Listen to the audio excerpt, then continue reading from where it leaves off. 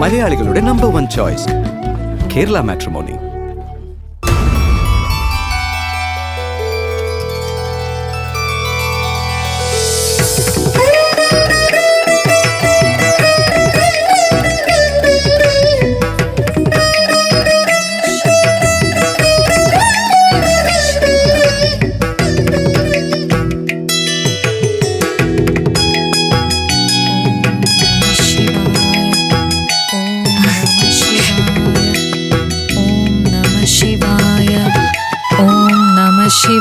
ചേച്ചി, ആഹാ, വിവേകം ഉണ്ടായിരുന്നോ? വിവേക് മാത്രല്ല, ആകാശേട്ടനുണ്ട്. ആ, നന്നായി. അമ്പലത്തില് ഒരുമിച്ച് പോയി തൊഴുന്നത് നല്ലത് തന്നെയാ. അമൃതേച്ചിക്കും കൂടി വരായിരുന്നു. അങ്ങനെ പതിവില്ലല്ലോ. ഇവിടെ വിളക്ക് വെച്ചാ പിന്നെ നടരാജ നടനം എനിക്കിവിടെ ഇരുന്നാ കാണാം. കാളകൂടം ഭക്ഷിച്ച ഭഗവാന്റെ കണ്ഠം തടഞ്ഞ് ഉറക്കമില്ലാതെ ഇരുന്ന ശ്രീപാർവതിയെയും മനക്കണ്ണിൽ എനിക്ക് കാണാം. മഹാശിവരാത്രിക്ക് അങ്ങനെയുണ്ടൊരു ഐതിഹ്യം. എന്തായാലും നിങ്ങൾ രണ്ടാളും അമ്പലത്തിൽ പോയത് ഐശ്വര്യം തന്നെയാ. ആ, പിന്നെ പെണ്ണുങ്ങൾക്ക് മാത്രമല്ല, ആണുങ്ങൾക്കും നോക്കാം വ്രതം. വ്രതം നോറ്റ് പ്രാർത്ഥിക്കാൻ മാത്രം പാപമൊന്നും ഞങ്ങൾ ചെയ്യാറില്ല. പാപപരിഹാരത്തിന് മാത്രമല്ല വ്രതം, ആത്മശുദ്ധിക്ക് കൂടിയാ. ഇക്കണക്കിന് അമൃതേച്ചി സന്യസിക്കാൻ പോകുന്ന എനിക്ക് തോന്നുന്നേ. അപ്പൊ പിന്നെ അഭിയേട്ടൻ എന്ത് ചെയ്യും? ആ, ഗാർഹസ്ഥ്യവും സന്യാസവും രണ്ടായിട്ട് കാണുന്നതാ കുഴപ്പം. എത്രയോ മുനിമാര് കല്യാണം കഴിച്ച് ജീവിച്ചു. ആ അമൃതേശി, എന്നാ പിന്നെ പറഞ്ഞേക്കുന്നില്ല, ഞങ്ങൾ ഇറങ്ങട്ടെ. ശരി. അല്ല, ഞാനും പോവാ. അമൃതേച്ചി, അമ്പലത്തിൽ നിന്ന് നെയ്തിച്ചോറ് കൊണ്ടുവന്നിട്ടുണ്ട്, കഴിക്കുന്നില്ലേ? ഇല്ല, ഇന്നൊന്നും വേണ്ട. ഞാൻ പറഞ്ഞില്ലേ ചേച്ചിയോട്, ഒരു നേരമെങ്കിലും കഴിക്കാതെ പറ്റില്ല എനിക്ക്. അമ്പലത്തിൽ നിന്ന് കിട്ടിയ ചോറല്ലേ ചേച്ചി, കഴിച്ചൂടെ? ഇന്ന് രാത്രി പുലരുന്നവരെ ഞാൻ പച്ചവെള്ളം പോലും കുടിക്കില്ല. അതെന്റെ ഒരു തീരുമാനമാ, അതിലൊരു മാറ്റവും ഇല്ല. ശരി അമൃതേശി, ഞങ്ങൾ ഇറങ്ങട്ടെ. ശരി.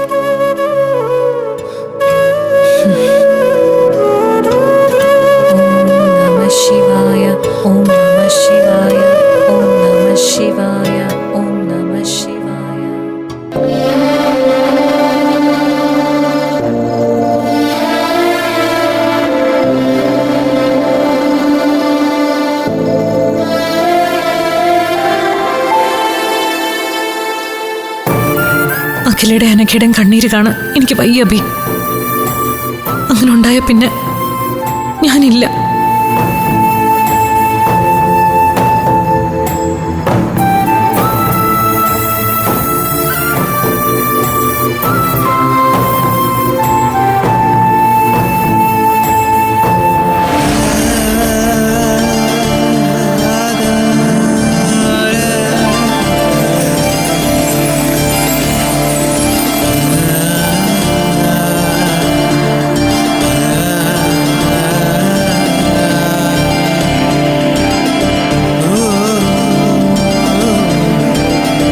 എനിക്കിന്ന് വ്രതമാ.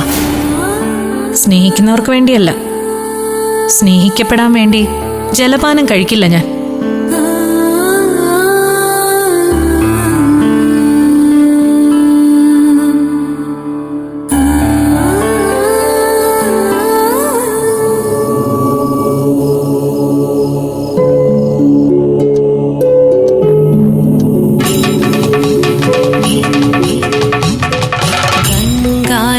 शंकरा करुणाकरा मामव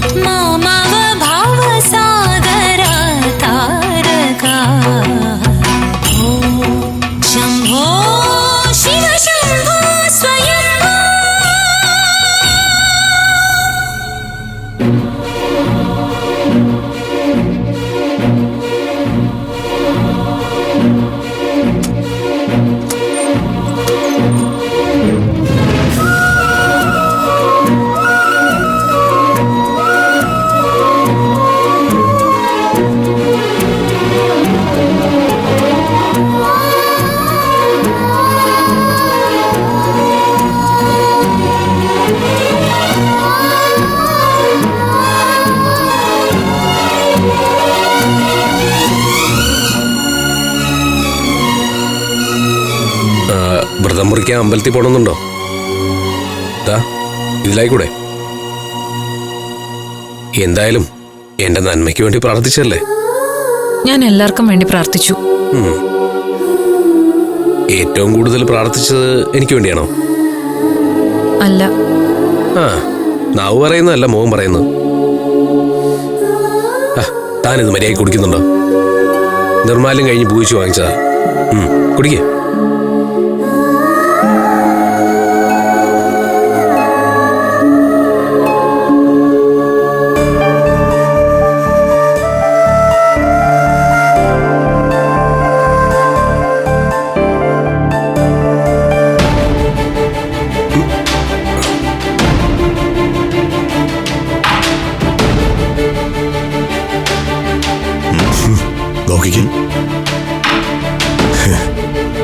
മനസ്സുകൾ അടുത്തു. എല്ലാം മഹാദേവന്റെ അനുഗ്രഹം. ഇനി അമ്പലത്തിലോട്ടല്ലേ? അതെ. ഞാൻ കൊണ്ടുവിടാം. വേണ്ട, നടക്കാനല്ലേ ഉള്ളൂ. എന്താ എന്റെ കൂടെ വരില്ലേ? എന്താ പിന്നെ വേണ്ട.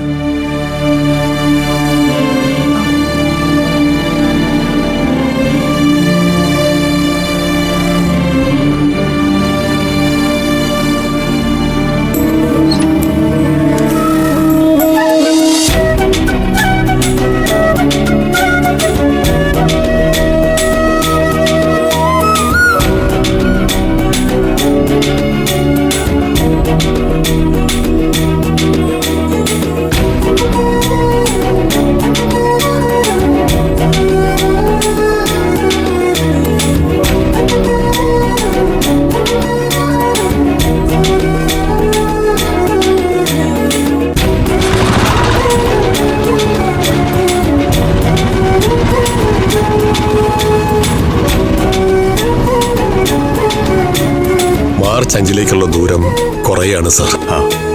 അതെ.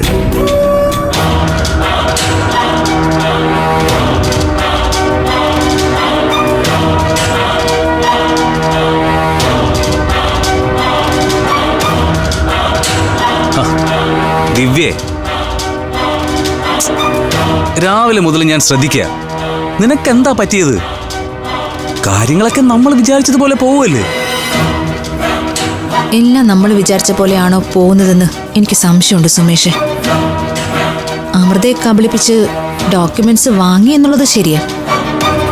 ഒറിജിനൽ ആധാരം പോലീസിനെ കൊണ്ട് കസ്റ്റഡിയിൽ എടുപ്പിക്കാമെന്ന് കലാൻഡി പറഞ്ഞതും ഓക്കെ. പക്ഷേ എന്തോ ഒരു പക്ഷേ. ആ ഡോക്യുമെന്റ് ഇപ്പോഴും കലാൻഡിയുടെ കയ്യില്. അത് നമ്മുടെ കയ്യിൽ കിട്ടിയാലേ നമ്മൾ വിചാരിച്ചതുപോലെ നടക്കൂ. അതെന്തിനാ? നിന്റെ പേരിലല്ലേ ഡോക്യുമെന്റ് എല്ലാം എഴുതിയിരിക്കുന്നേ? പിന്നെ ആന്റി എന്ത് ചെയ്യാനാ? കലയാന്റിയെ സുമേഷിന് അറിയാത്തോണ്ട് അന്ന് തന്നെ അവര് പറഞ്ഞത് ഓർമ്മയില്ലേ? എനിക്ക് 25 ലക്ഷം രൂപ തന്നേക്കാന്ന്. ആ ഇടപാടിൽ നമുക്കുണ്ടാവാൻ പോകുന്നതേ ലാഭമല്ല, നഷ്ടമാ. ചുമ്മാ 25 ലക്ഷം രൂപ കിട്ടുകയല്ലേ ദിവ്യേ? കഷ്ടം. കണക്ക് കൂട്ടാൻ പോലും അറിയാത്തൊരു കഴുതയായി പോയല്ലോ സുമേഷ്.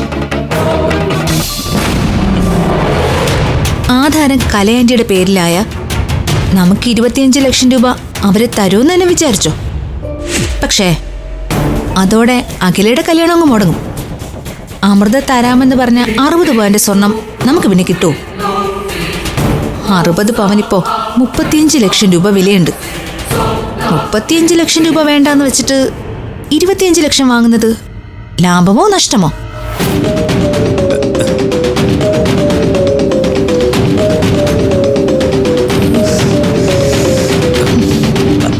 ശരിയാണല്ലോ, അത് നഷ്ടക്കച്ചവടമല്ലേ? നമ്മളെ ഈ വഴിക്ക് ചിന്തിക്കുമെന്ന് ആന്റി കരുതി കാണില്ല. അതാ ഈ 25 ലക്ഷത്തിന്റെ ഓഫർ. അപ്പൊ പിന്നെ നമ്മൾ എന്ത് ചെയ്യും? എന്തെങ്കിലും ചെയ്യണം. ചെയ്തേ പറ്റൂ. വഴിയൊക്കെ ഉണ്ട് സുമേഷേ. സുമേഷ് എന്റെ കൂടെ നിന്നാ മതി.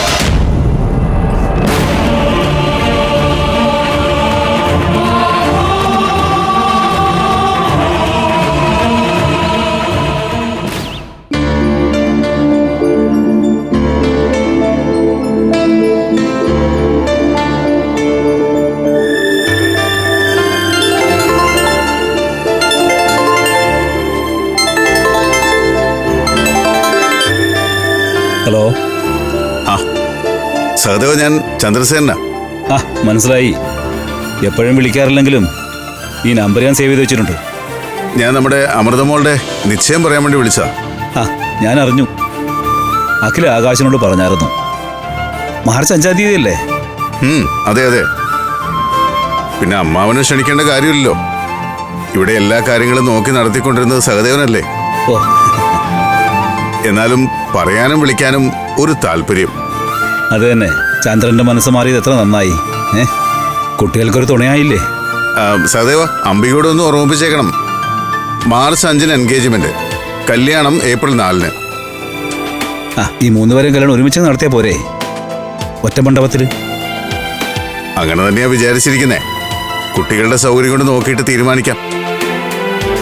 ഇതിപ്പോ ഇവിടെ വെച്ച് തന്നെ ഒരു മോതിരം മാറൽ ചടങ്ങ് ചെറിയ തോതിൽ നടത്തിയാൽ മതി. കല്യാണം നമുക്ക് കേമമാക്കാം.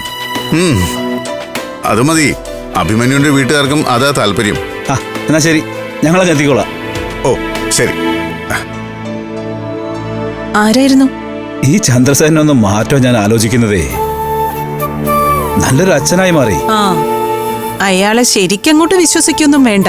കലാവതിയുമായി തെറ്റിയപ്പോ അയാൾ മര്യാദക്കാരനായി. ഇനി വേറെ ഏതെങ്കിലും പെണ്ണിനെ കണ്ടാ മനസ്സ് മാറില്ലെന്ന് ആര് കണ്ടു?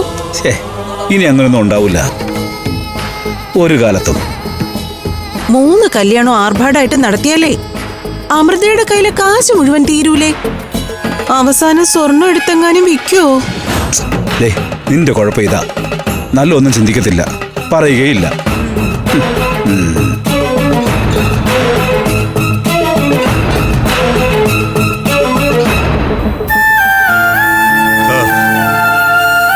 എവിടെ വരെ ആയി സാറേ കല്യാണ വിളിയൊക്കെ? തുടങ്ങിയിട്ടേ ഉള്ളൂ. ആദ്യം പറയേണ്ടത് സഹദേവനോടല്ലേ. അമ്മാവൻ കഴിഞ്ഞിട്ടില്ലേ വേറെ ആരും ഉള്ളൂ.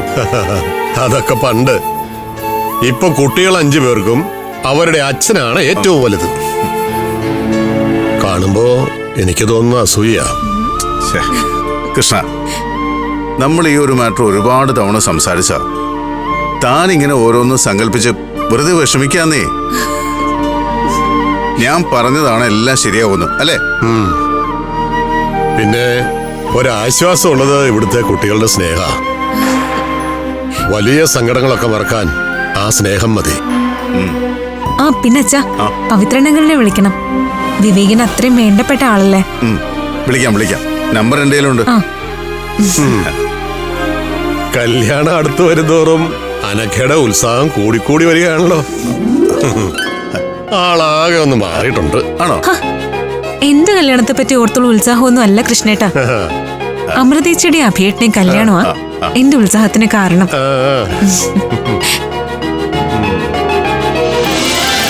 അനുജത്തിമാർക്ക് വേണ്ടി ജീവിക്കുന്ന ചേച്ചി, ചേച്ചിയുടെ സന്തോഷത്തെ പറ്റി മാത്രം ചിന്തിക്കുന്ന അനുജത്തിമാർ.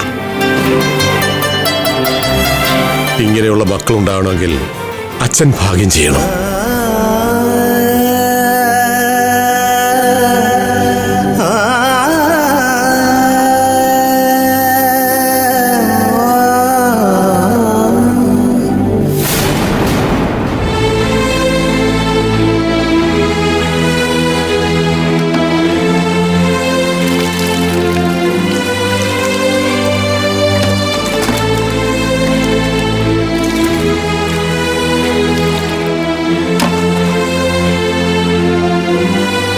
ശിവരാത്രി വ്രതം മാത്രം ആക്കണ്ട, തിങ്കളാഴ്ച വ്രതം കൂടി തുടങ്ങിക്കോ. കല്യാണം ഇങ്ങ് അടുത്ത് വരികയല്ലേ. അതിന് ഞാനെന്തിനാ വ്രതം എടുക്കുന്നേ? അനഖ്യാഖിലേം വ്രതം എടുക്കുന്നുണ്ടല്ലോ. അതെന്ത് പറച്ചില മോളെ. അമൃതമോള് സ്വന്തം കാര്യം നോക്കണ്ടേ? അനിയത്തിമാരുടെ ഭർത്താക്കന്മാർക്ക് മാത്രം ഈശ്വരാധീനം ഉണ്ടായാൽ മതിയോ? അല്ല, എന്റെ കാര്യം തന്നെയാണോ ചേട്ടത്തി പറഞ്ഞത്? അതിപ്പോഴൊന്നും ഇല്ലല്ലോ. അതെന്താ ഇല്ലാത്തത്? മാർച്ച് 5-ന് എൻഗേജ്മെന്റ്, ഏപ്രിൽ 4-ന് കല്യാണം. ഇനി എത്ര ദിവസം ഉണ്ടെന്നാ? എൻഗേജ്മെന്റ് കഴിഞ്ഞല്ലോ. അത് അവരുടെയല്ലേ. അമൃതമോളുടെ എൻഗേജ്മെന്റ് അല്ലേ മാർച്ച് 5-ന്. ചേട്ടത്തി എന്തായി പറയുന്നേ?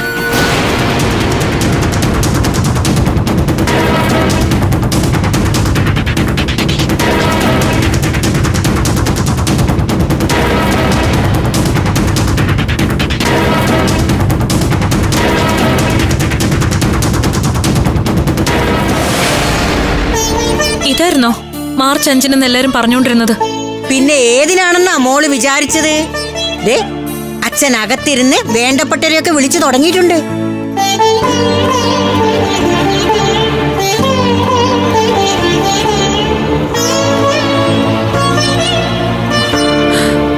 അഭി പോലും ഒരു വാക്ക് പറഞ്ഞില്ലല്ലോ.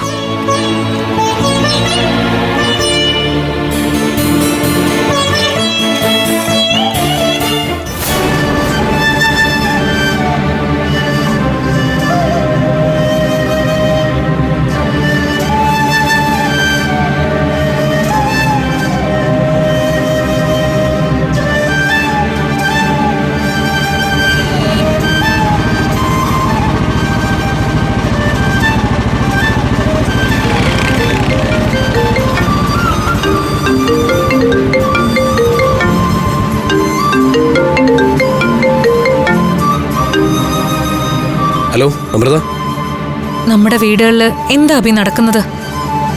ഇതൊക്കെ അഭിയും കൂടി അറിഞ്ഞിട്ടാണോ? താൻ എന്താ ഈ ചോദിക്കുന്നത്? എനിക്ക് മനസ്സിലാവുന്നില്ല. അല്ല, ഈ മാർച്ച് 5 എന്താ തീരുമാനിച്ചു വെച്ചിരിക്കുന്നത്? അല്ല, മാർച്ച് 5 സഹകരണ ബാങ്കിലെ മീറ്റിംഗ്. അതിനു മുമ്പ് ഡോക്യുമെന്റ് ശരിയാക്കല്ലേ ലോൺ കിട്ടൂ. എന്നാ വീട്ടുകാർ അറിഞ്ഞിരിക്കുന്ന അങ്ങനെയൊന്നും അല്ല. ആരോടും പറയണ്ടെന്ന് പറഞ്ഞിട്ട് സകലരെ അറിയിച്ചത് താനല്ലേ? ഞാൻ ആരോടും ഒന്നും പറഞ്ഞിട്ടില്ല. അഭി വീട്ടിൽ അറിയിച്ചു അല്ലേ? ദേ, ആവശ്യമില്ലാത്ത കാര്യത്തിന് എന്നെ കുറ്റപ്പെടുത്താൻ നിൽക്കില്ലേ. തൻ്റെ അച്ഛനും എൻ്റെ അച്ഛനും കൂടെ വീട്ടിലോട്ട് വന്ന് അമ്മയോട് ഡേറ്റ് സഹിതം എല്ലാം പറയായിരുന്നു. അപ്പോ നമ്മൾ രണ്ടുപേർക്കും അബദ്ധം പറ്റി അഭി. അച്ഛനും കൃഷ്ണേട്ടനും കൂടി അവിടെ വന്നത് ലോണിന്റെ കാര്യം പറയാനല്ല. പിന്നെ വീട്ടുകാർ തമ്മിൽ തീരുമാനിച്ചത് എൻ്റെ അഭിയുടെ എൻഗേജ്മെന്റും കല്യാണമാ. മാർച്ച് 5 എൻഗേജ്മെന്റിന് മുഹൂർത്തം കുറിപ്പിച്ചിരിക്കുക. ജോൽസിന്റെ കുറിപ്പുമായിട്ടാ അച്ഛൻ അങ്ങോട്ട് വന്നത്. താൻ എന്താ ഈ പറയുന്നത്? എന്നോട് ചോദിക്കാതെയാണോ എൻഗേജ്മെന്റ് കല്യാണമൊക്കെ നടത്തുന്നത്? അതൊന്നും നടക്കാൻ പോകുന്നില്ല. ഞാൻ പറഞ്ഞതൊക്കെ സത്യ. അച്ഛൻ ഇവിടെ വേണ്ടപ്പെട്ടവരൊക്കെ ക്ഷണിച്ചും തുടങ്ങി. അഭിയുടെ വീട്ടിൽ ചെന്നൊന്ന് ചോദിച്ചു നോക്ക്. അതെ, ആര് തീരുമാനിച്ചാലും അയാൾ അവിടെ ഉള്ളിടത്തോളം കാലം ഇതൊന്നും നടക്കാൻ പോകുന്നില്ല. ഞാനും അങ്ങനെ തന്നെയാ മനസ്സിൽ ഉറപ്പിച്ചിരിക്കുന്നത്. എനിക്കും എൻ്റെ കുടുംബത്തിനും ഒരുപാട് കടപ്പാടുണ്ട് കൃഷ്ണേട്ടനോട്. അദ്ദേഹത്തെ ഇറക്കി വിട്ടിട്ടൊരു കല്യാണം എനിക്കും വേണ്ട.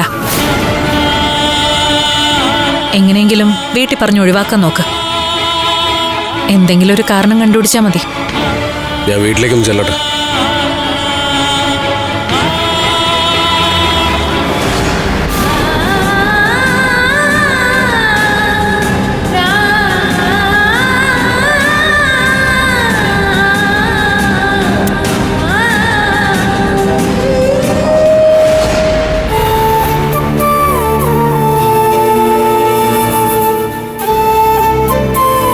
കൃഷ്ണ, അമൃതയുടെ കല്യാണം കൂടി കഴിഞ്ഞാ പിന്നെ എല്ലാം കുട്ടികളെ ഏൽപ്പിച്ചിട്ട് എനിക്കൊന്ന് സ്വസ്ഥാവണം.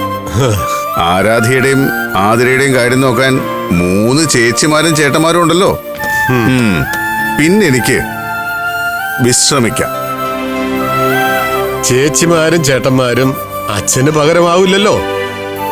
അച്ഛൻ എന്നത് ഏതൊരു പെൺകുട്ടിക്കും ഒരു ധൈര്യമാണ്, ഒരു ഉറപ്പാണ്. എന്റെ മോക്ക് മാത്രം അത് കിട്ടിയില്ല. എന്നാലും ഞാൻ തിരിച്ചു വന്നപ്പോ അവൾ ഒരു നിമിഷം കൊണ്ട് പിണക്കം മറന്ന് എന്നെ സ്വീകരിച്ചു. പെൺകുട്ടികൾക്ക് അച്ഛനാ സാറേ ദൈവം. മോളെ, പവിത്രനെ വിളിച്ചു കേട്ടോ. വരും. ഇനി മോളെ വേറെ ആരെങ്കിലും വിളിക്കാനുണ്ടോ? ആരെങ്കിലും വിട്ടുപോയിട്ടുണ്ടോ? ശ്യാമളപ്പച്ചി വിളിക്കാൻ മറന്നുപോയോ? മറന്നിട്ടില്ല. അവളോടൊക്കെയാ ഞാൻ ആദ്യം പറഞ്ഞത്. എന്നാലും പരിഭവമാണ്. പറയാൻ താമസിച്ചു പോയി എന്നുള്ള തോന്നല അവക്ക്. അച്ഛാ, എന്താ മോളെ? ദേ, അച്ഛൻ ഓരോരുത്തരെയായി വിളിച്ചോണ്ടിരിക്കുക. ഇനി മോൾക്ക് കൂട്ടുകാരെ ആരെങ്കിലും വിളിക്കാനുണ്ടെങ്കിൽ ദേ സെപ്പറേറ്റ് വിളിച്ചേക്കണം. എനിക്കങ്ങനെ ആരോടും പറയാനില്ല. അച്ഛനും തിരക്കൂട്ടി ആരെയും വിളിക്കണ്ട.